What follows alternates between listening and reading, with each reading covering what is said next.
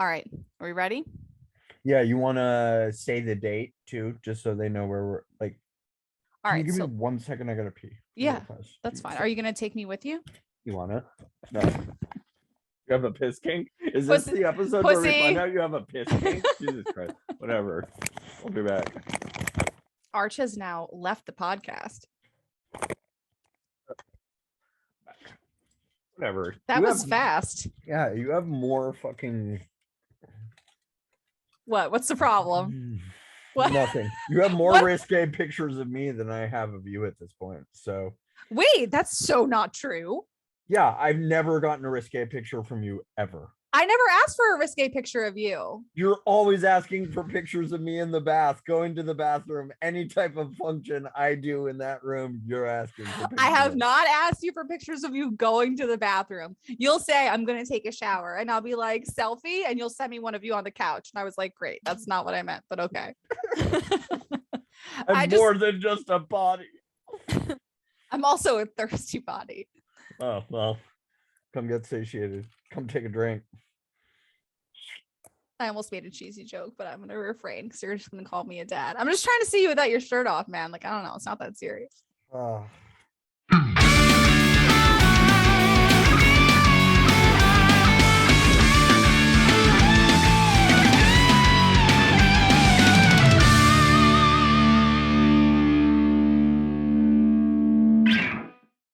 Hi, everybody. Welcome to the Kink Positive Podcast. I'm that bad teacher. And I'm Master Arch. We're a dom and sub from opposite sides of the country that come together every week to share our love of kink and BDSM. And we'll be sharing our perspectives as a professional dom and a professional educator. We hope to lend our perspectives in the name of education, but we are kink professionals, not therapists or medical professionals. So let's get into it. We'll talk about socializing online and finding education online. We'll also talk about some tech-based play today. And at the end, we'll be hearing from some of you and get some input on these topics as well.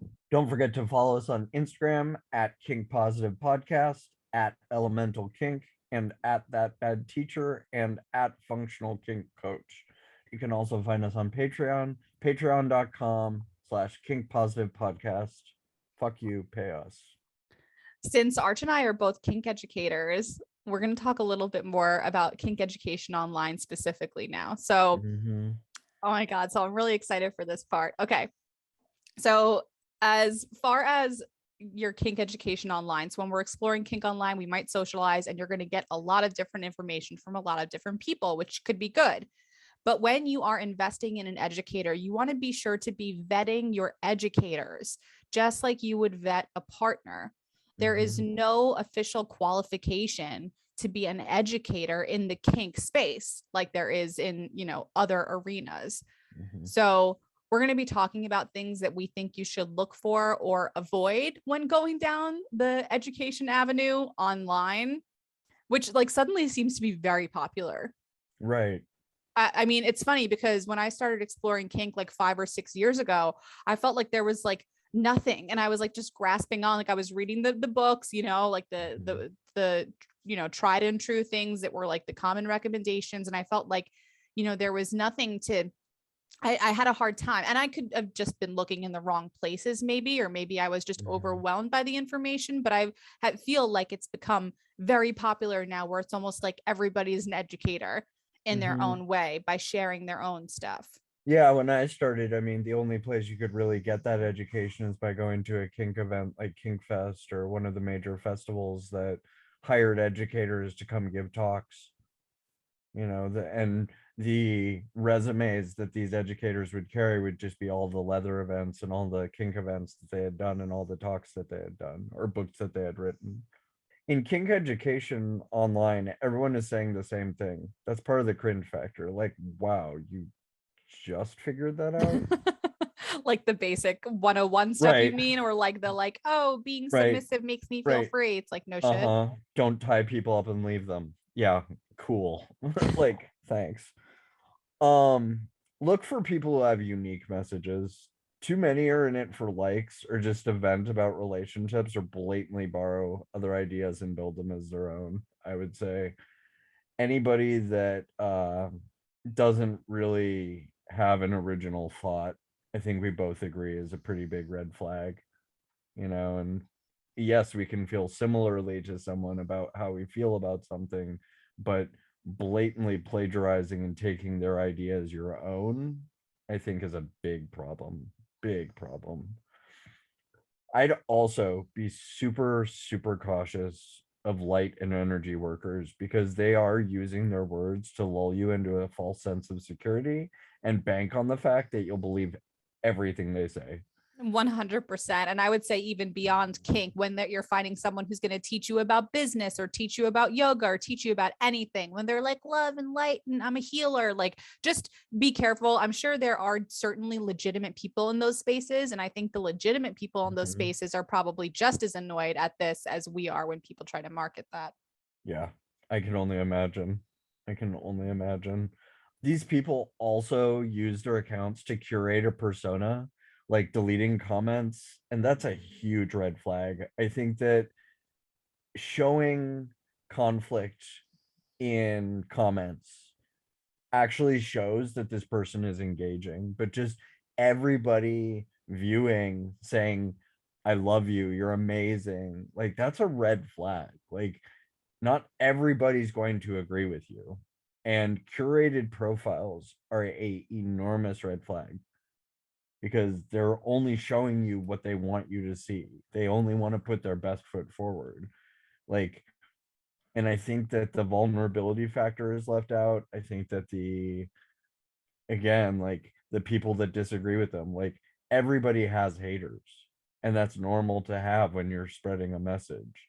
But only people that agree with you really makes it seem like you're just deleting those comments or that you're hitting a brainwashed market, like it's really not good. And also, that's not education. We've all had that teacher at one point in our lives, even in school, when like a kid makes a really good point. They're like, oh, no, no, no, no, no. I mean, it's what I said. It's what I said. Whenever someone brings it back to their own stuff in that way, like that's like deleting comments in real life. I think we've all had teachers like that. That's not what education is. It's a narcissist. That's a red flag of a narcissist, is somebody that's curating a profile to only show you what they want you to see. I really believe that. Plagiarism online is almost impossible to avoid, but again, ripping off someone to make it sound like it's your own work is not okay. It really isn't. Hellbent, ego-driven narcissists are convinced that what they're doing for the kink community is good, is also something that just doesn't serve our community well at all. Like they think their work is irreplaceable and that what they're doing is a good thing. Whereas, like, yeah, sometimes we don't see it that way.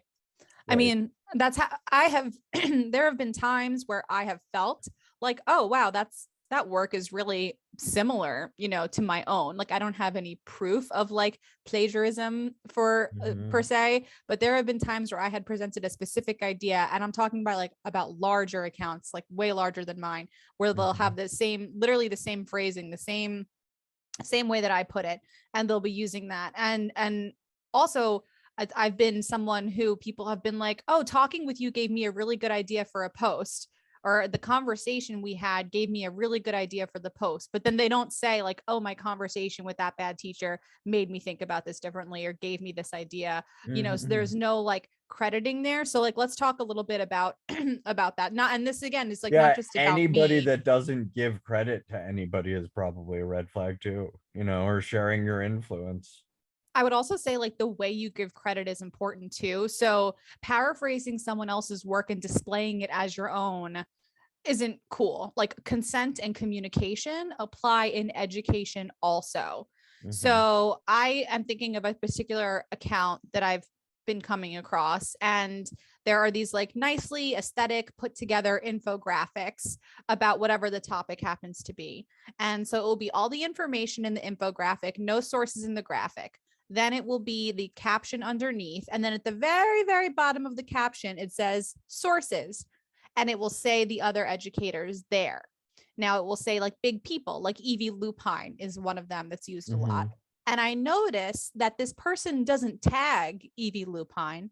She doesn't link the direct source of Evie Lupine, but they're saying, okay, I heard from Arch and that bad teacher and Evie Lupine, and I paraphrase this whole thing basically without saying that in the comment. Where like, if that is your approach to education and that's how you wanted to participate, like if you wanted to be the Cliff's Notes version of someone else's work, there might be a place for that.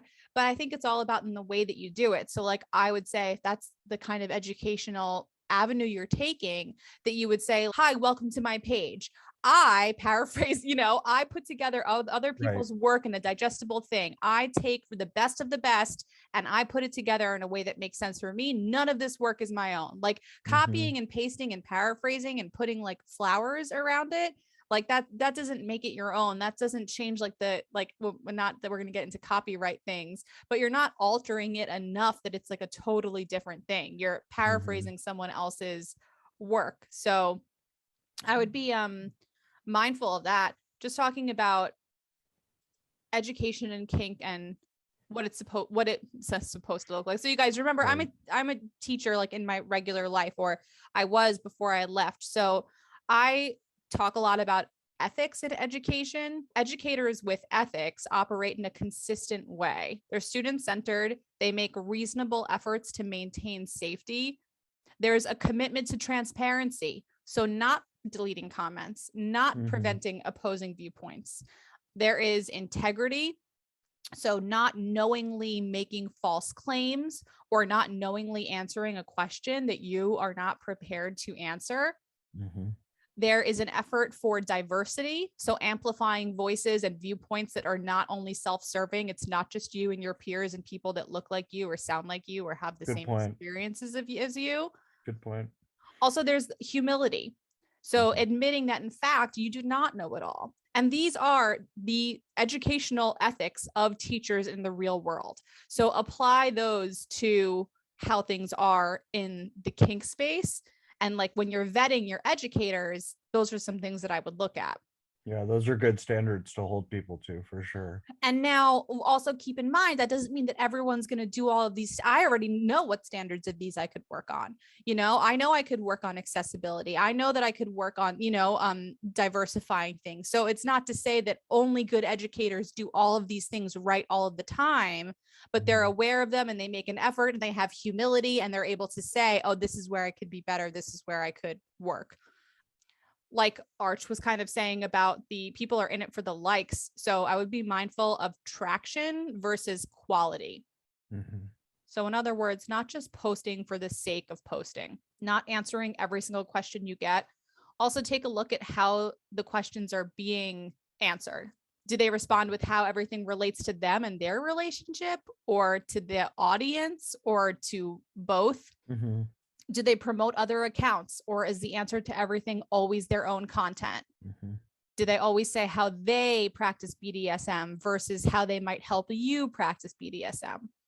Is it more of a performative relationship or a relationship on display, which might be helpful, but I would say to be clear about what that is. Not everyone who has something to say has something good to say. Also, not everyone has to be an educator. I do understand the desire to share, and we should, but just like we want to be honest about our skill sets with hands-on play, we want to be honest about our educational intentions as well. What is your intent in educating? Teaching isn't for everybody. Right. The accounts that we talk about being fake or bad or not good, they're not always the accounts with 0 followers and no profile pictures. They can and often are accounts that have very large followings. So don't let that be the deciding factor for yourself. Transparency is also a factor. If we're making money doing this in the community in the name of education, be honest with it. Just be honest with it, that's your intent. That's your intent, right? Be transparent about that, about your prices and everything. And it's good to also like have that accountability. I was also meaning like transparency in who we are and what we do.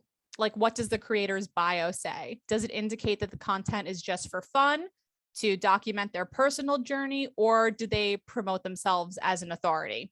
Yeah. What about the content is original or thought-provoking? Is it simply pointing out the obvious for a quick engagement boost? Is it playing on kinksters in an exploitative way? Does it feed into damaging stereotypes? Is there a call to action or to reconsider a perspective? Also, another big thing that I think is really important when we're looking at our educators or people who are like follow my journey type pages, what about the creator's demographic informs their content? So how can things like age, marital status, partner history, identity, and years of experience skew someone's perspective? Sure. If you're only talking to the people that are relevant, of course they're going to agree with you. When we're talking about demographics, like a married couple who like recently started exploring kink in their marriage is going to have a very different perspective than a single person exploring kink. Mm-hmm. Or a submissive who's only had one dominant will have their own perspective about what exploring kink is. So be mindful about how that's going to affect their approach. And then again, back to the transparency. Are they participating in productive exchanges? Are there responses to conflict of the love and light emoji variety? Mm-hmm. Like when you're called out or when someone disagrees with you, how are you responding to that? Do they admit fault or indicate when things didn't work out or they could have gone differently or times that they failed? Do they ever talk about those things? So those are some general things to keep in mind when you're looking and deciphering through like kink education accounts and figuring out which ones to follow. Also, I would say look at who, if you're finding friends or potential partners, be mindful about who they're following. Are they following only big name accounts? Are they following any smaller educators? People with different perspectives than them? Right. Do they give credit to people? And if you are in one of those niche groups, do you feel like you're being targeted with marketing? Or do you feel like you're really receiving an education that's making your experience more rich? If the ultimate goal is to take you to a pay site to get your money, it's not going to be as rewarding as I really learned something from this. That's what makes people want to give, is knowing that they learned something, knowing that they took something away from this that they didn't have before, be educated on educators. And if you are in a niche group, like there's nothing wrong with saying like, we are, let's just say for an example, we are a married couple. We are giving advice for other married couples, or right. Like, work where you're at. Like, I think that's something I do a good job of, is that I'm staying in my own lane. I'm not saying what it's like to do DS relationships with kids when you have children, not with kids. I'm not saying what it's like to balance DS life when you're someone who has a family or, has children, because I don't have things. I'm not saying how to do financial domination because I've never done that before. I talk a lot about the interpersonal relationships of it because that's where I think that I'm really good. And I did more like vanilla dating coaching before all this. And I think that's like, again, a beginner thing. Like my niche is beginners and protecting them and giving them education. That's my message. That's my thing. So people will each have their own stuff. Is it just like, ask me about me? Ask me about my relationships. Like I love to talk about me, like that kind of stuff could get old kind of fast.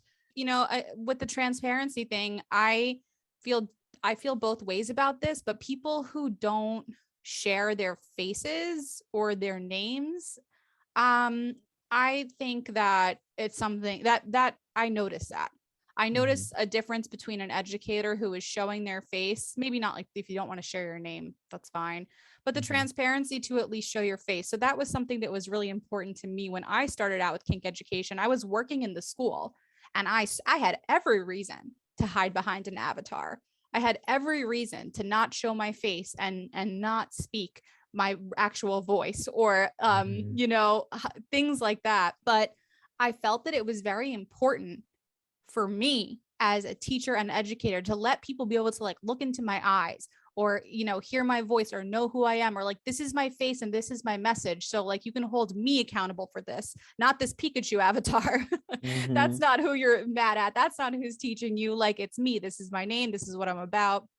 And again, we talk about accessibility, how someone gets a hold of you. If there's an easy email to reach out and get a hold of you with more questions, that's a great thing. If they're taking you to a pay site, like, be wary.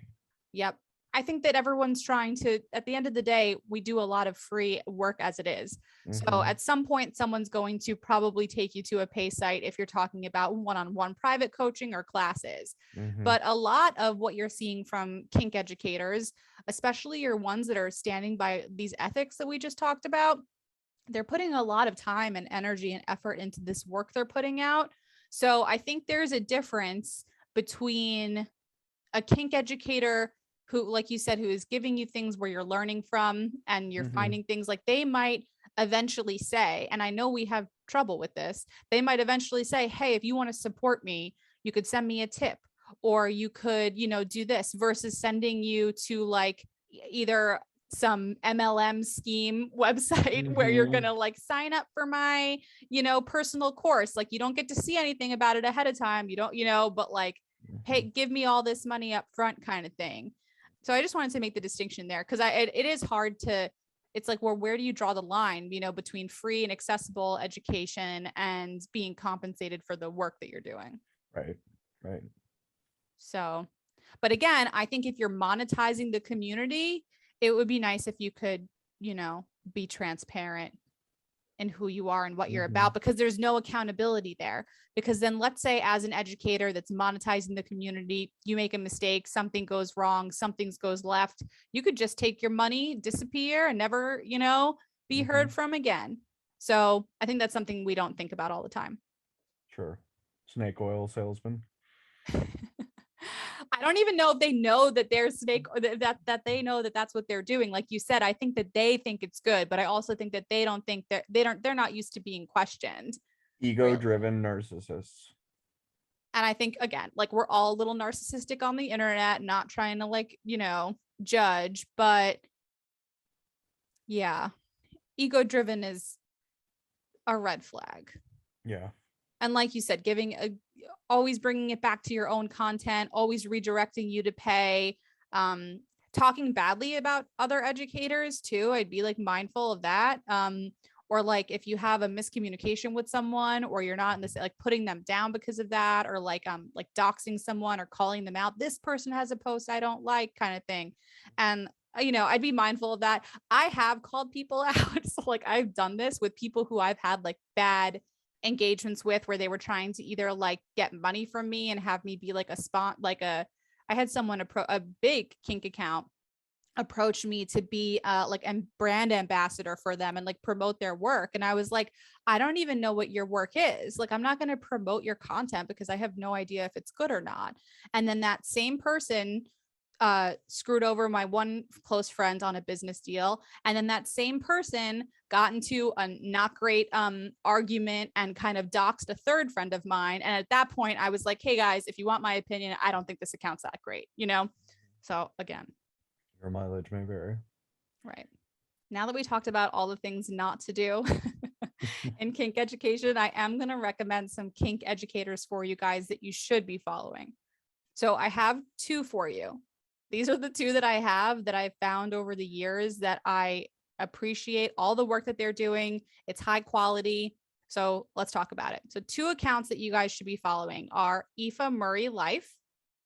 And Aoife's name is spelled AOIFE.Murray.life.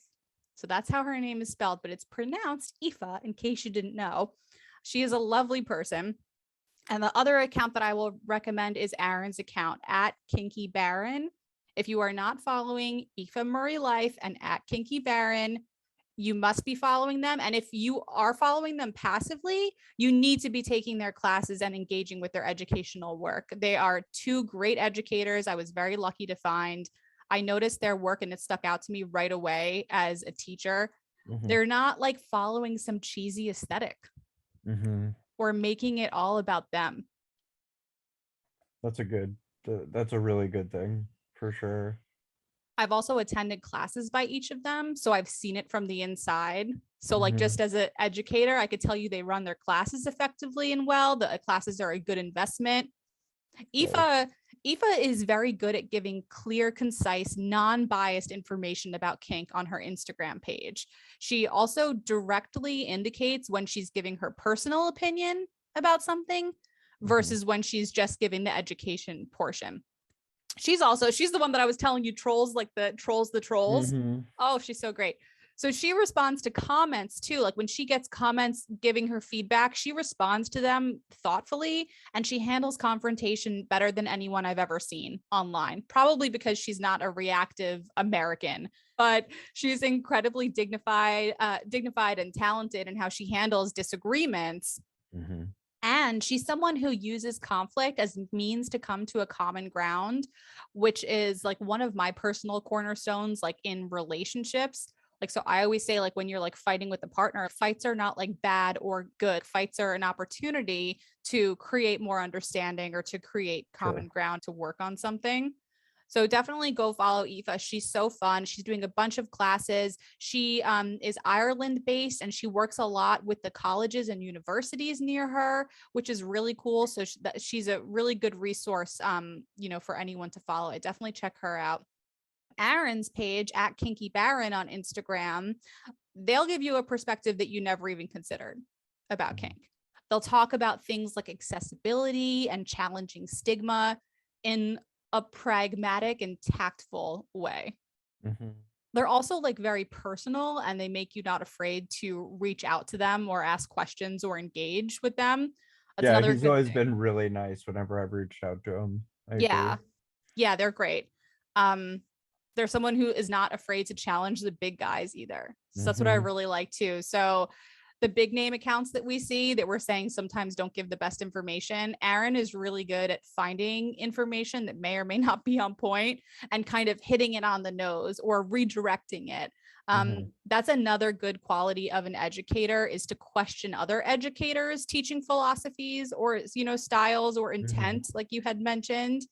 So with Aaron's account, that's an account that you'll have the reaction of like, oh, huh, like I never thought about it like that before. And that's Right. what we love to see in kink education. It's not this stock stuff. So with these two educators that I just mentioned, you'll notice they give their first names, they show their faces that allow for accountability. They're Mm-hmm. not afraid to adjust or pivot. They're adaptable, flexible. Their work is high quality. You can tell it's not something that they just like did on the fly and put out there. Mm-hmm. They're like over deliverers. You get so much. When I was doing my student teaching forever ago, I had done an observation and the professor observing me was talking to me about developing a lesson. And he said that it's like a cup of coffee and the education is like the sugar. And you want to put in as much sugar into the cup of coffee without it falling over, without it spilling Mm-hmm. over. So you want to get like as much education you can into as a concise, amount that you can without it being too much. So I think that Aaron and Aoife do a great job for that. So thank you both. And I knew them both as just as educators, just as random, educators that I came across online. So over time, I got to know them as people and we became Mm-hmm. friends and things like that. But these are not just my friends that I had like pre-kink or, Sure. that I know through the kink community that I'm just like, oh, go see like my bestie.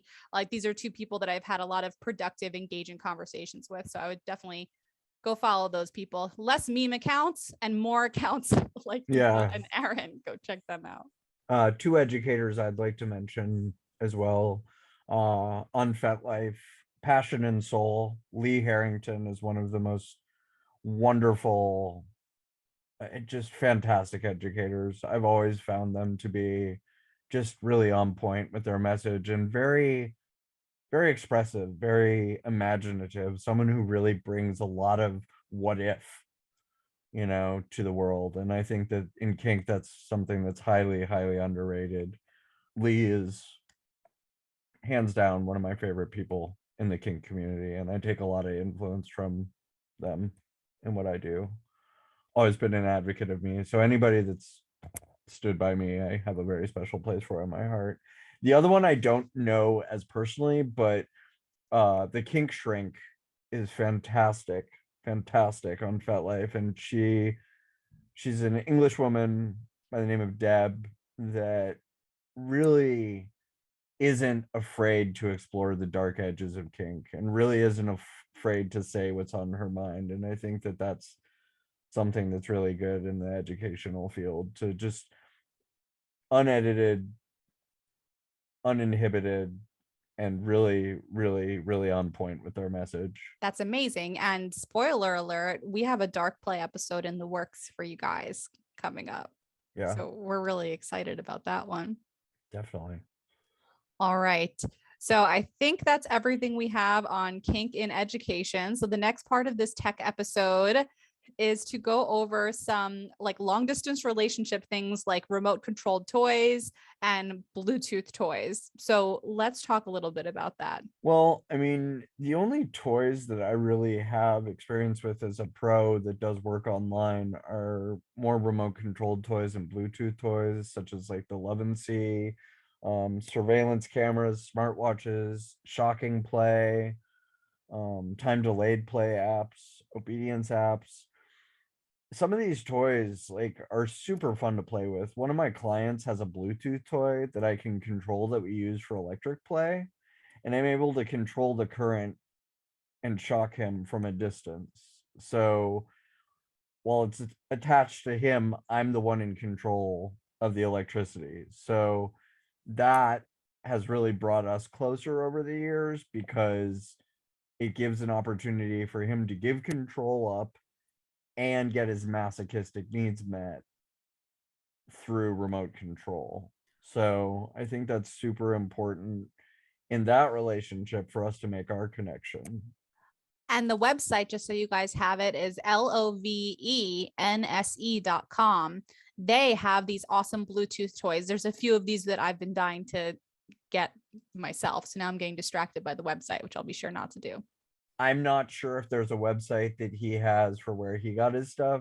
I'm assuming it's a Folsom electrical unit that has some sort of Bluetooth capabilities. So as far as other distance options, so you have remote controlled toys and Bluetooth toys, like we just talked about. There's also things like surveillance using cameras or using smartwatches to track someone's body or to track location, things like that. I know people will go that route oftentimes. There's time delayed things you could do on apps and through distance as well. So keep an eye out for those things. And we're also going to talk a little bit about making distance play fun.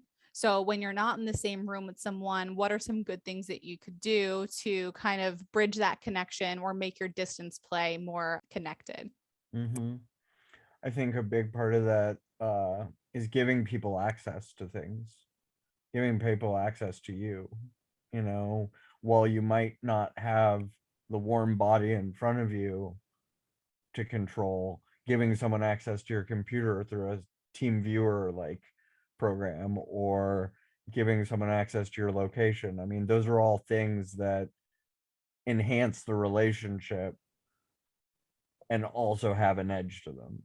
You know, they are scary. It is scary to give someone control of your computer. It is scary to let someone know that you might not know that well where you're at all times, but that's the risk that comes with this. So making distance play fun can keep connected with each other and communication open. Intent and inflection and tone are not seen through texts. So stating intent and playing with someone is just as important as consent. So be clear about it for sure. I love how you're reading your own notes and agreeing with yourself. It's so Yeah. cute. So you're saying, so Art is saying that some things to make distance play fun or to keep connected with each other and keep the lines of communication open. Absolutely keeping the line of communication And the open. stating intent in the play, I like that. You know, that's not something that I see specifically stating what you want to get out of the scene. It's a good way to go. And then, Super. I was just gonna say it's super important. That's all. it is super important. So then there's like some common sense things that you can do if you're going to be participating in distance play. So you want to make sure that you have the time and the space to do what you're going to do. You want to make sure that all of your devices are charged, and you want to be truthful if something comes up. So like if someone rings the doorbell or something, you know, just like communicate that to your partner if you're doing anything distance. That way no one's like just like waiting on a reply. If you're texting, remember that, you know, like Arch was saying, that your inflection is not, you know, reading over text. So you might want to change your texting pattern or your style to indicate moods. You could utilize reactions or emojis if they're available on whatever you're using. Also, something that I do that Arch does also is that we'll like describe our nonverbal body language. So when I'm talking to someone far away, I might say something like nodding or Yep. smiling. Yep. And that, because sometimes that's all I have to say. Sometimes I don't have words, but my response is just like, they'll tell me something, I'm nodding, and I'll just reply saying nodding. So Right. so just Same. indicating your nonverbal body language is a good way to go too for just some distance play tips. All right, the final thing we're talking about today is how to avoid fake kinksters online. And we just gave you a bunch of good information kind of all around this arena, but we'll review quickly.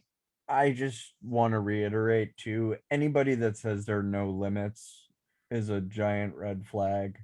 I think everybody has some sense of limits about them. So I said this earlier, adding limits to no limits people's profiles is a thing. So that, and if they're young and inexperienced, people assuming titles without any investment or backup. I mean, we all start somewhere and we all feel a certain type of way when we start, and we're happy that we identify as this. But I think words like sir or master, those are titles that are earned.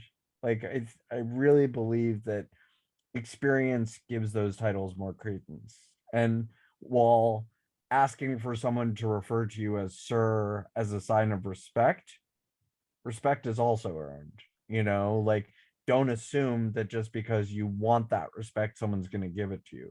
Your actions and how you present yourself online or within the community will show people that you earn those titles, not just coming onto the scene and saying, I'm so master so and so, call me master so and so. I think that experience definitely has the advantage in that.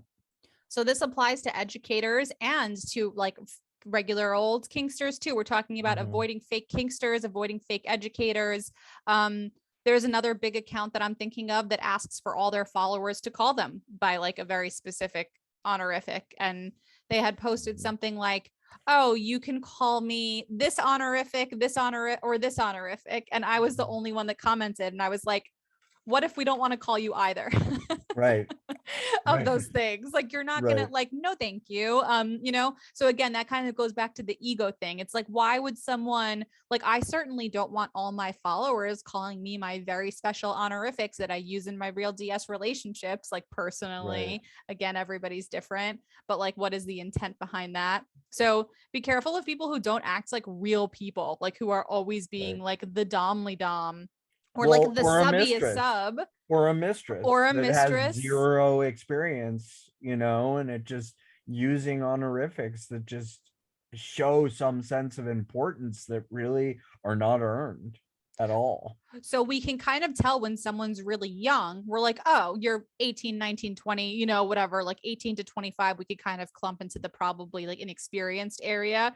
So people that are young in that sense might take these titles on too early, in a sense that, we wouldn't maybe recommend, but this could happen at any age too. Like a dom could be 40 and start calling himself sir with no experience. So when you ask about the experience or the references, like Arch mentioned, and they either don't have an answer or they get really irritated that you asked, that's strange, because anyone who is like worth their salt or has integrity in the community, if someone asks them like, how long have you been doing this? What are your references? They're used to being asked those questions and they have answers for them, and they know that it's not a reason to get their back up.